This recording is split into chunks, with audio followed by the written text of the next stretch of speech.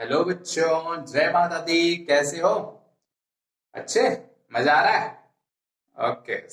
Vector बनाए थे कल, समझ में आया था सारा चीज? ठीक है, आया था। चल, बहुत बढ़िया। अच्छा, तो कल हम लोगों ने क्या क्या पढ़ा था? कल हम लोगों ने क्या पढ़ा था? हम लोगों ने पढ़ा था कंपोनेंट ऑफ अ वेक्टर। ठीक है, उसके बाद हमने डॉट प्रोडक्ट पढ़ा। क्या पढ़ा? Dot product. ठीक है। आज मैंने जो कल क्वेश्चन दिया था उसी का मैं आगे थोड़ा सा बताता हूँ कैसे सॉल्व। जिसने सॉल्व किया है बहुत बढ़िया, जिसने नहीं किया है देखो। ठीक है, कैसे बनाएंगे उसको। ठीक है, चल आप कैसे बनाओ। पहला सवाल मेरा ये था, ए डॉट बी निकालना था। क्या निकालना था? A dot B. तो हमने बताया था ए डॉट बी में क्या करते हैं, सिंपल आई आई वाले को जे जे वाले को और के वाले को मल्टीप्लाई कर दो और अकॉर्डिंग टू द साइन लिख दो। प्लस तो प्लस, माइनस तो माइनस। ठीक है, तो 5 5 into 2 10 plus 6 minus 6 that is 10। Answer simple, एक स्टेप का सवाल है। ठीक है, इसमें ये देखो, इसमें बोला गया कि एंगल निकालना। ठीक है, ए वेक्टर दिया हुआ, बी वेक्टर दिया हुआ, बोला है तुमको एंगल निकालना। ठीक है, एंगल निकालना है। ठीक, तो इसको लिए कैसे, एक चीज और दे दिया है, ए इज परपेंडिकुलर टू बी। इसका मतलब क्या है, ए और बी आपस में परपेंडिकुलर है। ठीक है, परपेंडिकुलर है इसका मतलब कितना हो गया, एंगल 90 डिग्री। ठीक है, तो एंगल 90 हो गया, तो क्या लिखेंगे, A dot B is equals to क्या होता है, magnitude of A magnitude of B cos 90। यानी ए डॉट बी, ये टोटल टर्म जीरो हो जाएगा। इसका मतलब क्या हो गया, सिंपल ए डॉट बी क्या होना चाहिए हमारा, जीरो। ए डॉट बी क्या होना चाहिए, जीरो। ठीक, एंगल नहीं निकालने बोला है, सॉरी, एंगल नहीं निकालने बोला है, तो ए की वैल्यू निकालने बोला है ना, सॉरी, ए की वैल्यू निकालने बोला है, एंगल नहीं बोला है। इसमें क्या बोला है, ए की वैल्यू निकालना है। ठीक है, तो कैसे निकालेंगे, सबसे पहले इसका मतलब लिख सकते हैं direct, A dot B is equals to zero. तो सिंपल ए डॉट बी करो। ठीक है, ए डॉट बी करोगे तो क्या होगा, इसको इससे मल्टीप्लाई करेंगे तो ए डॉट बी में क्या आ जाएगा, 2a। इसको इससे करेंगे तो 6, इसको इससे करेंगे तो -8 इज इक्वल्स टू 0। यानी यहां से क्या हो जाएगा, 2a इज इक्वल्स टू, यहाँ पे कितना बचा, -2, माइनस को उधर ले गए तो +2, तो ये कैंसिल हो गया, तो a इज इक्वल्स टू क्या आ गया, 1। आंसर सिंपल, एक स्टेप का सवाल है ये। ठीक है, आई बात समझ में? हाँ, चलो एक दूसरा एग्जांपल ले लेते हैं। ठीक है, हाँ, कौन सा एग्जांपल लोगे, चलो एक ऐसा ही एग्जांपल लेते हैं। ठीक है, ऐसा एग्जांपल लेते हैं, जैसे क्या है, a इज इक्वल्स टू दिया हुआ है 3i माइनस 2j प्लस के। a इज इक्वल्स टू दिया हुआ है 3i प्लस 2j माइनस के, ये दिया हुआ ना, ai is equals to 3i minus 2j plus k, minus 2j plus k. और b इज इक्वल्स टू दिया हुआ है, b इज इक्वल्स टू दिया हुआ है 2i plus 6j plus m के, 2i plus 6j plus m के, ऐसे दिया हुआ है। ठीक, और ये बोल दिया है कि a is perpendicular to b, a vector a is perpendicular to b। तुमसे पूछा गया what is the value of m, क्या नहीं निकल जाएगा, निकल जाएगा ना, सिंपल है, निकल जाएगा, कोई दिक्कत वाली बात इसमें नहीं है। कैसे निकालोगे, फिर वही a डॉट b करो, a डॉट b क्या होना चाहिए, a डॉट b क्या होना चाहिए, जीरो। a डॉट b क्या होना चाहिए, जीरो। ठीक, तो ए डॉट बी करते हैं, यहाँ पे कितना हो जाएगा 6, यहाँ पे कितना हो जाएगा -12, और ये कितना हो जाएगा plus m is equals to 0। तो m इज इक्वल्स टू यहां से क्या हो जाएगा 6, m इज इक्वल्स टू क्या हो जाएगा 6। बात समझ में आ रही है? ठीक है, कोई दिक्कत वाली बात इसमें नहीं है। ठीक, m इज इक्वल्स टू 6 आ गया। ठीक, एक और टाइप का एग्जांपल इसमें ले लेते हैं, उसमें क्या निकालना होता है, angle, find the angle.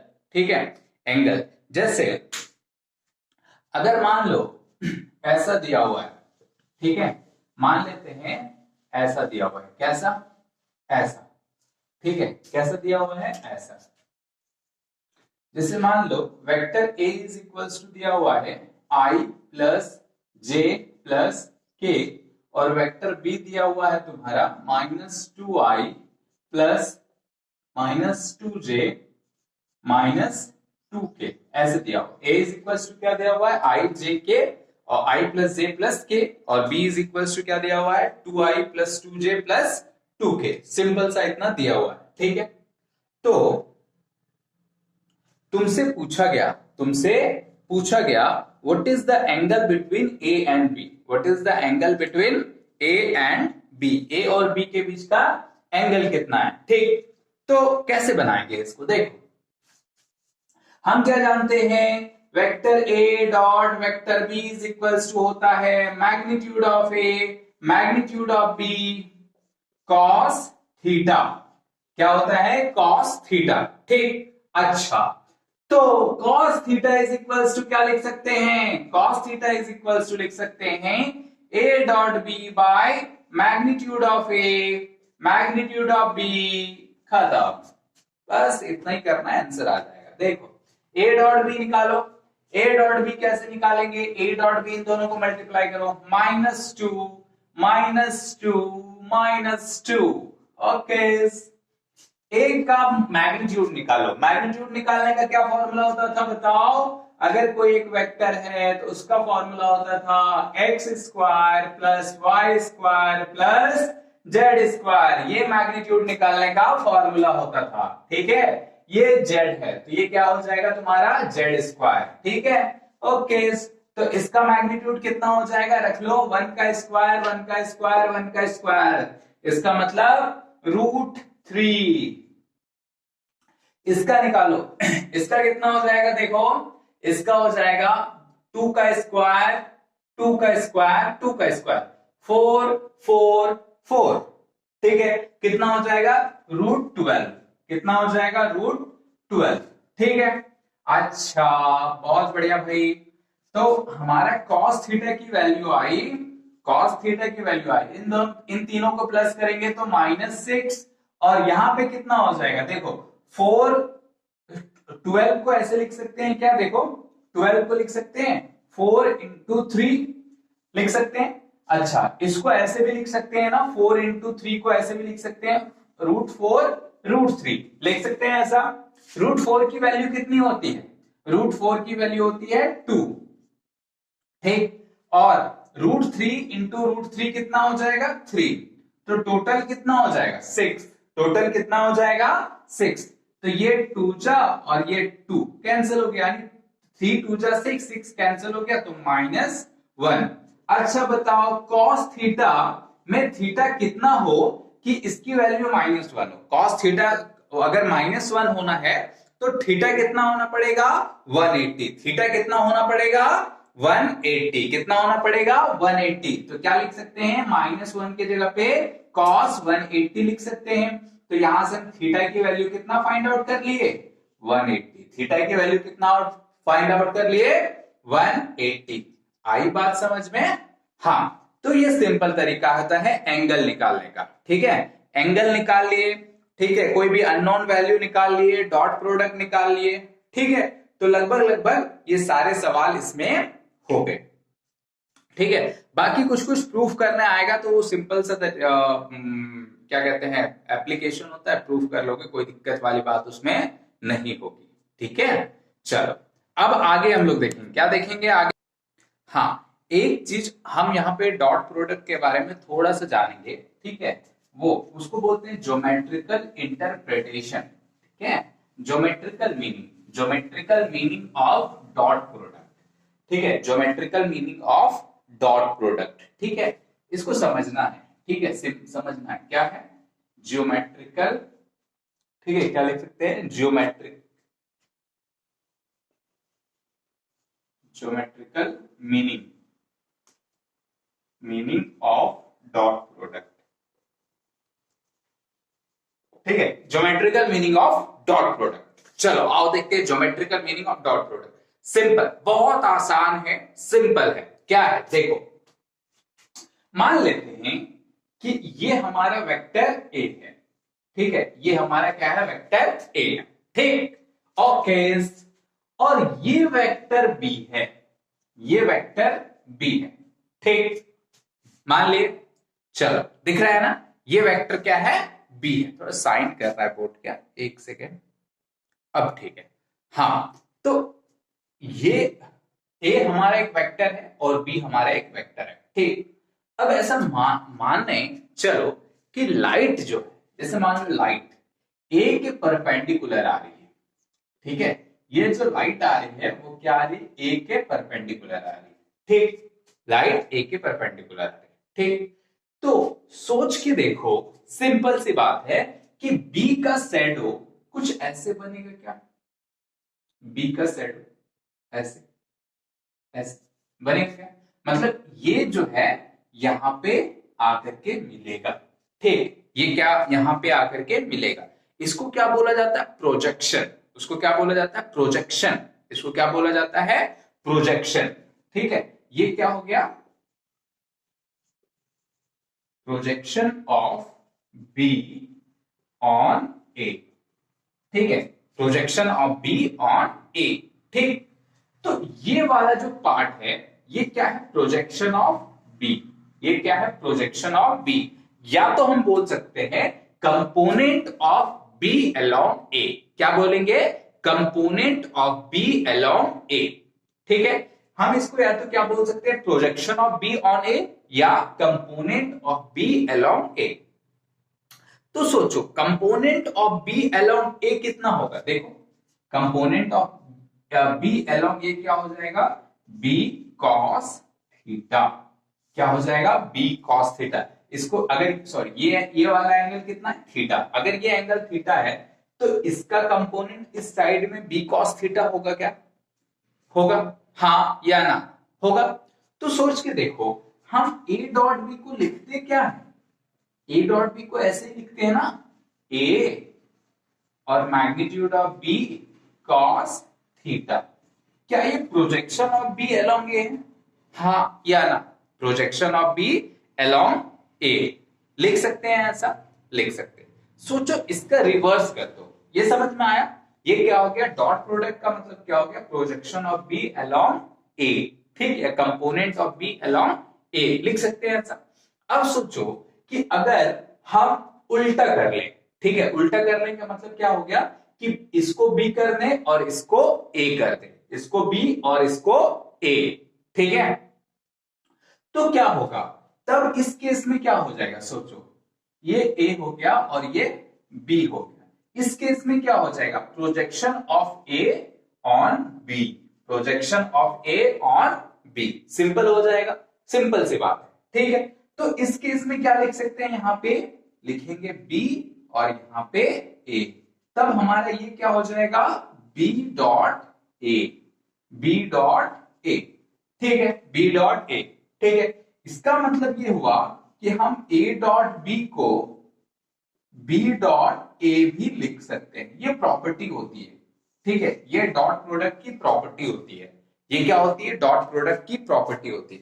Property क्या है, A dot B is equals to B dot A भी लिख सकते हैं।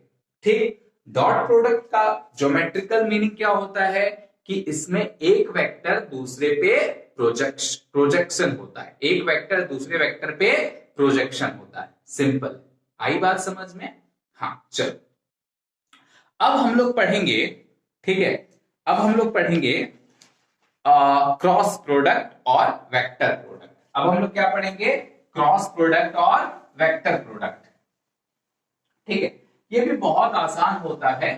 ठीक है, बस थोड़ा सा डॉट प्रोडक्ट से थोड़ा सा ज्यादा, थोड़ा सा लेंदी होता है, बाकी बहुत अच्छे तरीके से मैं बता दूंगा, बहुत आसानी से तुम समझ जाओगे। ठीक है, तो आओ पढ़ते हैं, कौन सा प्रोडक्ट पढ़ेंगे, क्रॉस प्रोडक्ट, क्रॉस प्रोडक्ट और वेक्टर प्रोडक्ट। ठीक है, क्रॉस प्रोडक्ट और वेक्टर प्रोडक्ट, सिंपल। इसमें क्या होता है, इसको डिफाइन करते हैं ऐसे, if A and B are two vectors and theta be the angle between them, then cross product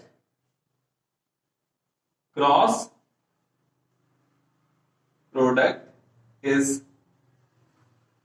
defined as, cross product is defined as, कैसे डिफाइन करते हैं, vector A cross vector B, ये क्या होता है, magnitude of A magnitude of B और sine theta.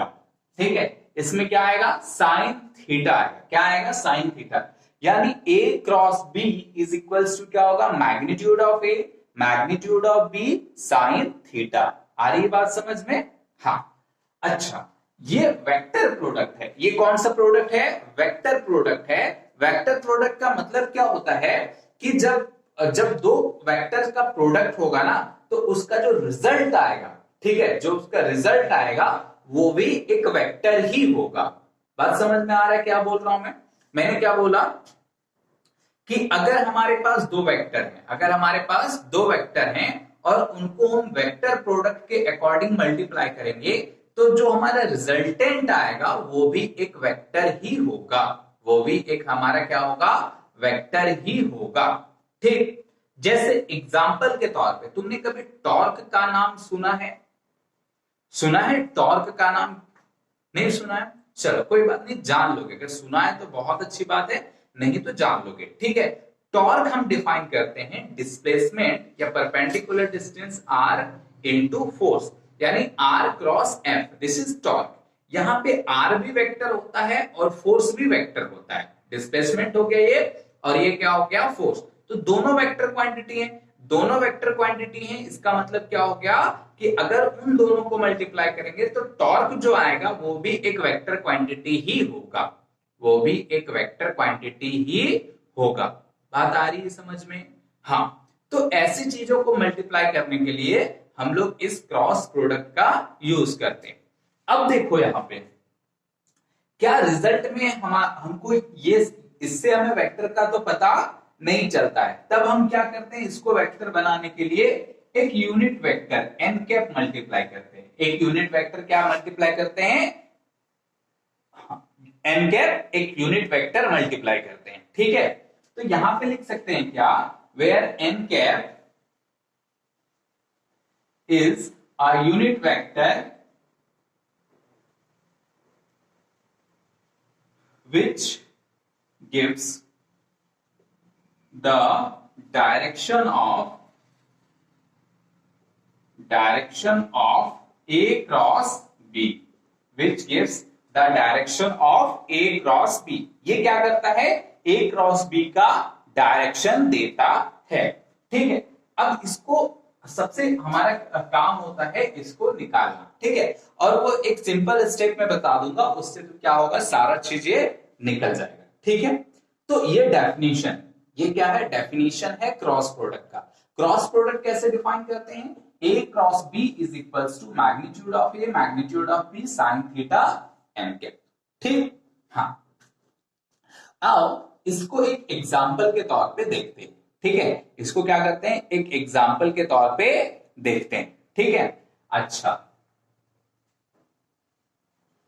जैसे अगर मैं तुमसे बोलूं कि आई क्रॉस जे क्या होगा, आई क्रॉस जे क्या होगा, तब तुम जानते हो, फॉर्मूला लगाओगे, magnitude of I magnitude of J sine 90, क्योंकि आई और जे के बीच का एंगल कितना होता है, 90। उसके बाद एक एन कैप आएगा, वो क्या आएगा, एन कैप। ठीक है, एन कैप आएगा। ठीक, तो इन सारी चीजों की तो वैल्यू कितनी हो गई, 1, और ये हमारा एन कैप, यानी टोटल एन कैप हम इसको लिख सकते हैं। ठीक है, एन कैप हम इसको क्या कर सकते हैं, लिख सकते हैं। ठीक, अच्छा, बहुत बढ़िया बात है। अब यहां पे जो बात है बहुत इंपॉर्टेंट है और उसे ध्यान रखने वाला बात है। ठीक है, ये क्या है, ध्यान रखने वाला बात। ठीक, इसे याद रखना, इसे याद रखना, लिख लेना अपने लैंग्वेज पे। ठीक है, अब बात आती है कि इस क्रॉस प्रोडक्ट का डायरेक्शन कैसे निकाला जाए, इस क्रॉस प्रोडक्ट का डायरेक्शन कैसे निकाला जाए। ठीक, अच्छा, तो इस एनकेप का डायरेक्शन निकालने के लिए हम राइट हैंड रूल यूज करते हैं। कौन सा लॉ यूज करते हैं? Right hand rule. ठीक है, एक रूल होता है, उसको कैसे फाइंड आउट करते हैं देखो। ठीक है, सिंपल सा, बहुत ध्यान से देखना है इसको। जैसे मान लो ये वेक्टर ए है, ठीक है, ये वेक्टर ए है और ये वेक्टर बी है। ठीक, इसके बीच का एंगल मान लो थीटा। ठीक है, कोई दिक्कत वाली बात इसमें नहीं है।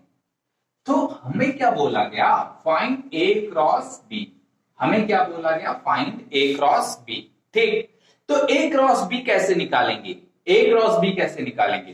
तो सबसे पहले अपना दायां हाथ लेना है, ठीक, और दाएं हाथ को ऐसे खोलना है। ठीक, अब इसको ए पे ऐसे रख देना है। ठीक है, ये दिख रहा है, ये वाला पोर्शन, उसको ए पे रख दो। ठीक, करो, सब ट्राई करो। ठीक है, ए पे रख दो और अपना हाथ को ऐसे मोड़ना है कि वो बी की ओर मुड़े। ठीक है, ऐसे मोड़ना है कि वो बी की ओर मुड़े। अब कोई ऐसा ट्राई तो नहीं कर सकता ना कि ये ऐसे ऐसे ऐसे मोड़ना है, ऐसा नहीं मोड़ना है। कैसे मोड़ना है? सिंपल तरीके से। ठीक है, बी की ओर मुड़े। तो भैया हमने यहाँ ए पे रख दिया, इसको बी की ओर मोड़ दिया, हाँ या ना? ए से बी की ओर मोड़ दिया। ठीक, जब हम ए से बी की ओर मुड़ेंगे तब ये अंगूठा, बहुत काम वाली चीज है ये अंगूठा, ये जो थंब है हमारा, वो क्या करेगा? ए क्रॉस बी का डायरेक्शन देगा। In short, this thumb will give the direction of N cap. This thumb will give the direction of N cap. Simple सी बात है। मैंने क्या बोला? सबसे पहले वेक्टर को लिख लेना है। ठीक है, जो जिस डायरेक्शन में दिया हुआ है उसको उसी डायरेक्शन में लिख लो। ठीक, अच्छा, लिख लेने के बाद क्या करेंगे? अपना राइट हैंड लेंगे। कोई बायां हाथ नहीं लेगा, सब क्या करेंगे? राइट हैंड का यूज करेंगे। क्या करेंगे? राइट हैंड का यूज करेंगे। राइट हैंड लो, उसको ऐसे खोल लो और ये जो पोर्शन है जिससे एकदम, समझ रहे हो ना? हाँ, ये जो पोर्शन है उसको वेक्टर ए पे रखो और उसको बी की ओर मोड़ दो। जब बी की ओर मोड़ोगे तो ये जो थंब है जिस डायरेक्शन को इंडिकेट करेगा वही डायरेक्शन ए क्रॉस बी का होगा। वही डायरेक्शन क्या होगा? ए क्रॉस बी का होगा। ठीक, अच्छा, इस केस में क्या है? आउटवर्ड, बोर्ड के परपेंडिकुलर और आउटवर्ड। कहने का मतलब क्या है? ये जो दिख रही है ये क्या हो गई? ए क्रॉस बी की डायरेक्शन हो गई। हाँ या ना? आई बात समझ में? हाँ सर, आई गई, कोई दिक्कत वाली बात नहीं है। अब चाहो तो अपने लैंग्वेज में इस रूल को लिख लो। ठीक है, या यहां पे लिख लेना, the direction of N cap can be find by right hand rule. ठीक है, अब राइट हैंड रूल को याद रखना है। ठीक है, चल आ गया। अच्छा, अब आई क्रॉस जे की बात करते हैं। आई ये हो गया, जे ये हो गया। ठीक है, आई हमारा ये हो गया और जे ये हो गया। ठीक, अच्छा देखो, आई क्रॉस जे करोगे तो क्या ये जेड एक्सिस की ओर इंडिकेट करता है? क्या आई क्रॉस जे जेड एक्सिस की ओर इंडिकेट करता है? करता है। तो इसका मतलब क्या हो गया? ये जो एन कैप है वो क्या हो जाएगा? के कैप। ये क्या हो जाएगा? के कैप। ठीक, ये क्या हो जाएगा? के कैप। आई बात समझ में? हाँ, क्या हो जाएगा? के कैप। इसका मतलब ये हो गया कि अगर हम शॉर्ट फॉर्म में यहां पे लिख दें तो आई क्रॉस जे जो होगा वो के बराबर होगा। आई कैप क्रॉस जे कैप क्या होगा? के बराबर होगा। सिमिलरली सोच के देखो, सिमिलरली सोच के देखो कि अगर हम जे कैप इंटू के कैप करेंगे, जे कैप इंटू के कैप करेंगे, ये आई कैप हो गया, ये जे कैप हो गया और के कैप तो इस डायरेक्शन में है। तो हमने क्या बोला कि भाई जे कैप, ठीक है, जे की ओर रख लिए, ऐसे रख लो, कोई दिक्कत वाली बात इसमें नहीं है। ये जो फिंगर्स है ना, ये फिंगर्स, ये चारों फिंगर्स जो है वो पहले वेक्टर के डायरेक्शन में होना चाहिए। पहला वेक्टर हमारा क्या है, जे, तो जे के डायरेक्शन में होना चाहिए। अब उसको किधर मोड़ना है, के, तो के तो इधर नहीं है, के किधर है, इस डायरेक्शन में, के किधर है, इस डायरेक्शन में। ऐसे के होता है ना, ऐसे के होता है, पता है ना, ये ऐसे ऐसे इसको डिनोट करते हैं। इसका मतलब ये नहीं कि ये इस डायरेक्शन में, ऐसा नहीं है। ये क्या होता है, परपेंडिकुलर टू जे। एक्चुअल में 3D में ये ऐसा होता है, ठीक। तो हमने इसको रख लिया, ठीक। ऐसे हम अपने राइट हैंड को ऐसे रखना है कि ये जो 4 फिंगर हैं, ये चारों फिंगर जो हैं वो जे की ओर इंडिकेट करें, तो इंडिकेट किया। अब इसको क्या करो, के की ओर मोड़ दो, क्योंकि हमें जे क्रॉस के निकालना है, तो जे से के की ओर मोड़ दिए। तो ये जो डायरेक्शन है वो कौन सा डायरेक्शन है, वो डायरेक्शन है आई का। किसका डायरेक्शन है, आई का। इसका मतलब क्या हो गया, इसको आई कैप लिख सकते हैं, ठीक। अच्छा, अब सोच के देखो कि आई क्रॉस के करेंगे तो क्या होगा, आई क्रॉस के करेंगे तो क्या, सॉरी हाँ, आई क्रॉस के करेंगे, या आई क्रॉस के नहीं करते, के क्रॉस आई करते हैं, के क्रॉस आई, ठीक है। के क्रॉस आई करेंगे तो क्या होगा, के की ओर पहले पहले बना लो, तुम स्क्रीन रोक के बना लो, ठीक है, फिर मैं बताता हूं। देखो के किधर है, इस डायरेक्शन में, के किधर है, इस डायरेक्शन में, ठीक। अपने फिंगर्स को किधर मोड़ना है, आई की ओर। किधर मोड़ना है, आई की ओर। तो लो भैया मोड़ दिया। ये थंब किस डायरेक्शन को इंडिकेट कर रहा है, ये किस डायरेक्शन को इंडिकेट कर रहा है, जे की ओर। ये किस डायरेक्शन को इंडिकेट कर रहा है, जे की ओर। अब जे की ओर इंडिकेट कर रहा है तो के क्रॉस आई क्या हो जाएगा, जे कैप। के कैप प्लस आई कैप क्या हो जाएगा, जे कैप, ठीक। अच्छा भैया, बहुत अच्छा, बहुत अच्छे समझ। अब क्या करेंगे, तुम्हारे मन में सवाल आ सकता है कि सर अगर हम जे क्रॉस आई करें तो, जे क्रॉस आई करें तो करो ना, रोका किसने है, रोका किसने, करके देख लो।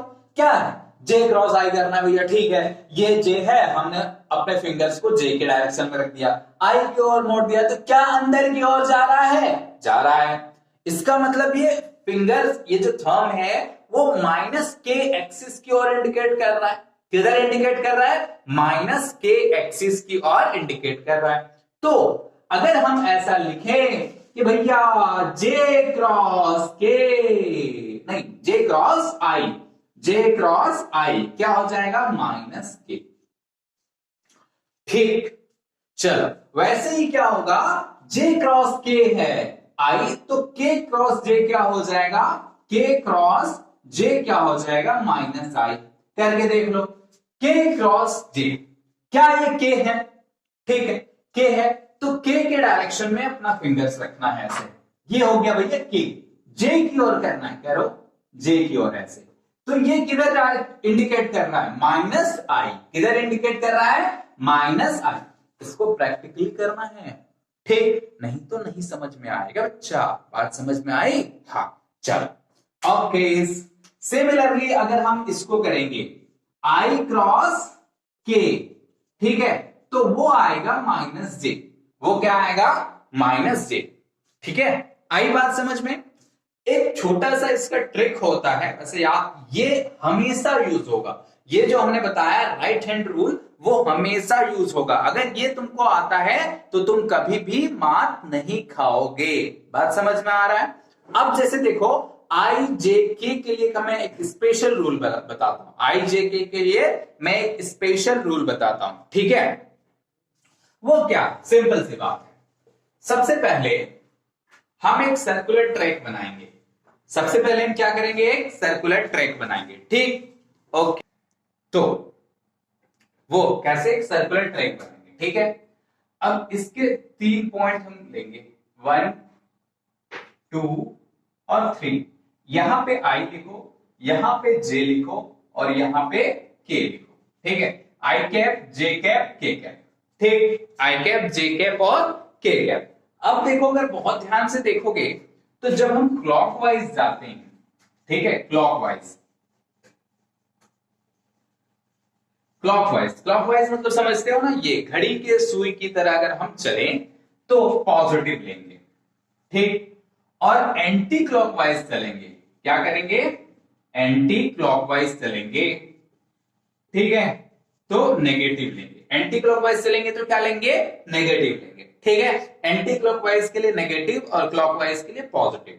क्या नेगेटिव पॉजिटिव का फंडा है भाई, आओ देखते हैं। जैसे आई क्लॉकवाइज चलते हैं, आई क्रॉस जे, आई क्रॉस जे, के आया ना, आई क्रॉस जे के आया, जे क्रॉस के आई, जे क्रॉस के आई, के क्रॉस आई जे, के क्रॉस आई जे। आई बात समझ में, सिंपल तरीका है, ठीक है।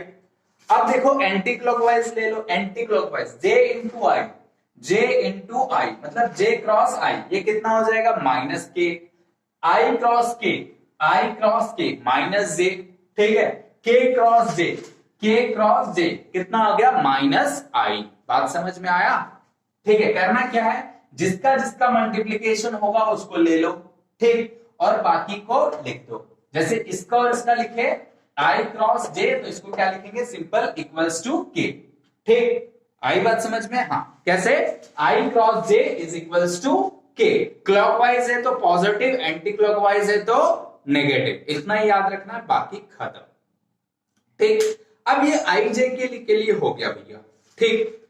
तो अगर तुमसे ये पूछा जाए इसमें कि भैया बताओ आई क्रॉस आई क्या होगा, इसमें क्या पूछा जाए, आई क्रॉस आई क्या होगा, तब क्या करोगे, आई क्रॉस आई तुमसे पूछा गया, क्या पूछा गया, आई क्रॉस आई क्या होगा, आई क्रॉस आई वो क्या होगा। तो देखो magnitude of I, magnitude of I sine theta, ठीक है, एन कैप, ठीक है, भूल जाओ एन की वैल्यू भी क्या है। अच्छा सोचो, आई आई दो आई वेक्टर है तो दोनों का एंगल क्या होगा, सेम होगा, दोनों का एंगल सेम होगा, यानी थीटा इज इक्वल्स टू क्या होगा, 0 डिग्री। थीटा क्या हो गया, 0 डिग्री। इसका मतलब क्या हो गया हमारा, आई क्रॉस आई कितना हो जाएगा, 0। सिमिलरली जे क्रॉस जे कितना हो जाएगा, बोलो 0। सिमिलरली के क्रॉस के कितना हो जाएगा, बोलो 0, ठीक। आई बात समझ में, सिंपल है, एकदम सिंपल, ठीक है। अगर एंगल 0 तो इसमें क्या हो जाता है, 0 हो जाता है, ठीक। अच्छा एक चीज और देखो, यहां से एक चीज सोचो कि अगर आई क्रॉस जे है, ठीक है, ये नोट करके लिख लेना, ये नोट, आई क्रॉस जे है, ये के होता है ना, के होता है, सिंपल, आई क्रॉस जे क्या होता है, के। तो सोचो इसमें क्या है कि जो आई है वो जे, सॉरी ये आई जो है वो के परपेंडिकुलर है, और जे भी जो है वो भी के परपेंडिकुलर है, ठीक। तो इन जनरल हम अगर ऐसे लिखें, इन जनरल ऐसे लिखें कि a cross b is equals to c, a cross b is equals to c, तो क्या होगा, vector a is perpendicular to c and vector b is perpendicular to c, ठीक, ऐसा होगा ही। बात समझ में आया, सिंपल सी बात, ठीक, ये हो गई। चलो अब हम एक थोड़ा सा एक्स्ट्रा लेते हैं, ठीक है, थोड़ा सा बड़ा एग्जांपल लेते हैं, कैसे, जैसे देखो उसको कैसे फाइंड आउट करते हैं, डिटरमिनेंट मेथड होता है, ठीक है, बस ये याद रखना है तुमको, ठीक है। जब भी टॉर्क वगैरह निकालोगे ये सारा चीज यूज हो सकता है, तो बहुत ध्यान से देखना है। जैसे मान लो अगर vector a is equals to है x1i plus y1j plus z1k, और vector b is equals to है x2i plus y2j plus z2k। अगर ऐसा है और तुमसे पूछ दिया कि भैया a क्रॉस b निकाल के दिखाओ, ठीक है, तुमसे ये पूछ दिया कि भैया a क्रॉस b निकाल के दिखाओ, तो क्या करना है, सिंपल, क्या करना है, सिंपल, देखो मैं जैसे बोलता हूं वैसे वैसे करोगे, बहुत आसानी से निकल जाएगा। जैसे देखो क्या है, a क्रॉस b करना है, ठीक है, a क्रॉस b करना है, तो पहले दो ऐसे लाइन खींच लो, ठीक है, इसको डिटरमिनेंट बोलते हैं। फिलहाल अब इस लाइन पे कोई ध्यान नहीं देना है, ठीक, हाँ। अब क्या करो, सबसे पहले आई जे के को लिख लो थोड़े थोड़े डिस्टेंस पे, ये हो गया आई, ये हो गया जे, और ये हो गया के, ठीक है, लिख लिए। अब पहले जो आ रहा है, जैसे इसमें पहले क्या आ रहा है, ए, तो ए क्रॉस बी कर रहे हैं तो पहले ए आ रहा है, तो ए का जो कंपोनेंट है, ए का जो न्यूमेरिकल वैल्यू है उसको लिख लो विद साइन, साइन के साथ लिख लेना है, ठीक है। अगर यहाँ पे माइनस रहेगा तो हम माइनस लिखेंगे, ठीक। तो अभी क्या लिख ले रहे हैं यहाँ पे x1, यहां पे y1, यहां पे z1, उसके बाद कौन सा क्या आता है b, तो b की वैल्यू लिख लो x2 y2 z2, x2 y2 z2, ठीक। अब इसको सॉल्व कैसे करेंगे? सबसे पहले इस i को लिखो, i को लिख लिए, ठीक। उसके बाद ये i को ऐसे ढक दो और ये i को ऐसे ढक दो, बच गया क्या? बचेगा हमारा सिर्फ ये वाला पार्ट, ठीक है। तो वो वाला पार्ट ऐसे लिख दो, इसको ढके और इसको ढक लिए, तो क्या बचा यहां पे हमारा y1 z1 और y2 z2। फिर एक बार प्लस लिखे, उसके बाद क्या लिखेंगे? माइनस, उसके बाद क्या लिखेंगे? माइनस। ये रूल के अकॉर्डिंग आता है, वो रूल तुम जब तुम 12th जाओगे तब सीख लेना, अभी फिलहाल इतना याद रख लेना है, ठीक है। चलो यहां पे क्या होगा? माइनस। ये रूल कब आता है? 12th में, जब तुम डिटर्मिनेंट पढ़ोगे तब तुमको ये चीज समझ में आएगी, ठीक है। फिलहाल अभी माइनस मान लेते हैं, ठीक है। तो ये कितना हो गया? जे को ढक दो ऐसे, ठीक है। हॉरिजॉन्टल और वर्टिकल इसको जे को ढक देना है, तो जे को ढकोगे तो क्या बचेगा यहाँ पे? x1 x2, यहां पे क्या बचेगा? z1 z2, ठीक है। अब माइनस लिख लिए, अब क्या लिखेंगे? प्लस, क्या? के लिख लिए, ठीक। अब क्या करेंगे? इसको ढक दो, इसको ढक दो, बचा क्या हमारा? y1 y2 z1 z2, ठीक। इतनी होगी, सिंपल सी बात। इतना समझ में आया? कर क्या रहे हैं हम लोग? आई को ले रहे हैं तो आई वाला कॉलम और रो को ढक दे रहे हैं, ठीक। बाकी चीज को वैसे का वैसे लिख दे रहे हैं। जे ले रहे हैं, जे का कॉलम और जे का रो ढक दे रहे हैं, बाकी का चीज वैसे ही लिख दे रहे हैं, ठीक है। बात समझ में आया? ठीक है, चलो ऐसे कर रहे हैं, ठीक। अब क्या करना है देखो, हाँ, तो आगे क्या करेंगे? आगे नेक्स्ट क्या करेंगे? देखो, इसको इससे मल्टीप्लाई करेंगे, ठीक, और इसको इससे मल्टीप्लाई करेंगे, सिंपल क्रॉस मल्टीप्लीकेशन के जैसा। देखो करके दिखाता हूं मैं, क्या लिखोगे? आई, ठीक, इसको इससे, तो यानी कितना हो जाएगा? y1 z1 z2, sorry y1 z2। अब एक चीज इसमें याद रखना है, वो क्या? जब इन दोनों को क्रॉस मल्टीप्लीकेशन करेंगे तो यहां पे माइनस साइन लाना है। क्या लाना है? माइनस साइन, ठीक। इन दोनों को मल्टीप्लाई करो, कितना हो जाएगा?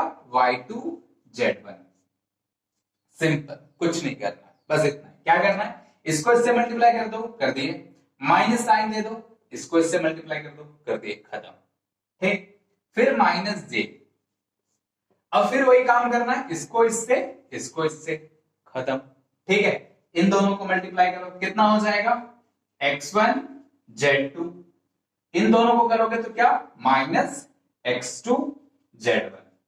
इसमें हर एक बार यहां पे बीच में माइनस ही आना है, हर एक बार बीच पे क्या आना है? माइनस ही आना है, ठीक। चल इसको क्या करेंगे कि इसको इससे, तो कितना हो जाएगा? y1 z2 माइनस क्या हो जाएगा? y2 z1, खत्म, हो गया।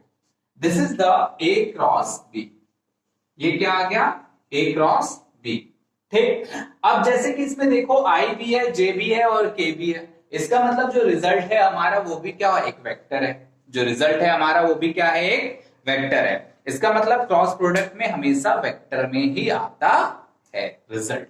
आई बात समझ में? चलो एक एग्जांपल लेकर के हम लोग इसको सॉल्व करेंगे, ठीक है। एक एग्जांपल लेकर के हम लोग इसको सॉल्व करेंगे, ठीक है। जैसे आओ देखो,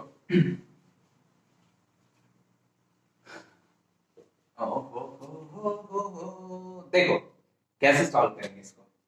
ए क्रॉस बी निकालना है। क्या निकालना है? ए क्रॉस बी। फॉर्म क्वेश्चन हमारा, मान लेते हैं 3i plus 2j minus 2k या प्लस 2k, यहां पे माइनस लिख देते हैं, 3k यहां पे प्लस 2k यहां पे माइनस 4i, ठीक। ऐसा हमारा क्वेश्चन है, ठीक। अब इसको सॉल्व कैसे करेंगे? अब इसको सॉल्व कैसे करेंगे ध्यान दो, ठीक है? इसको सॉल्व कैसे करेंगे देखो इधर, ठीक? एक सेकंड, थोड़ी लाइट की प्रॉब्लम हो रही थी। ओके, अब कैसे सॉल्व करेंगे इसको? सबसे पहले हमने क्या बताया था, देखो, आई, फिर जे, फिर के, ठीक? आई जे के लिख देना।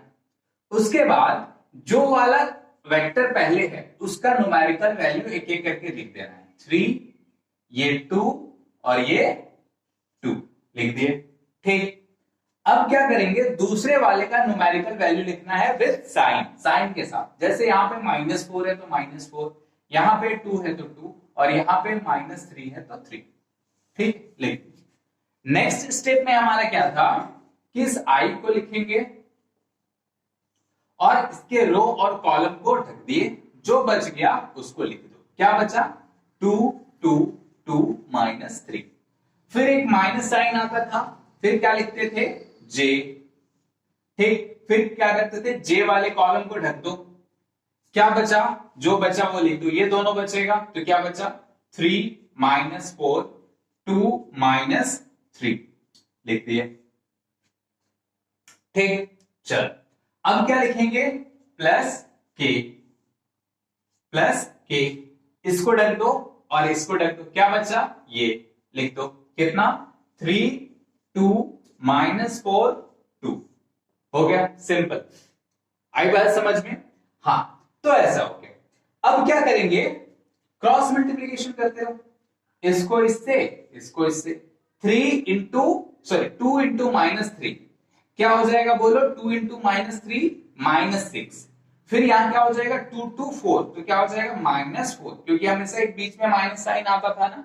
हाँ, नेक्स्ट देखो, माइनस जे, 3 -3 -9। अब यहां पे देखो माइनस साइन तो आया, और ये 4 -2, सॉरी -4 इंटू 2 तो -8 हो गया, तो ये -8 हमने लिख दिया, ठीक? अच्छा, इसमें देख लो क्या हो जाएगा? 3 इंटू 2 कितना हो जाएगा? 6, और एक फिर -4 इंटू -2 मीन्स -8। बस अब जोड़ दो, कितना हो गया? ये 6 -4, 6 -4 कितना हो जाएगा? -10i।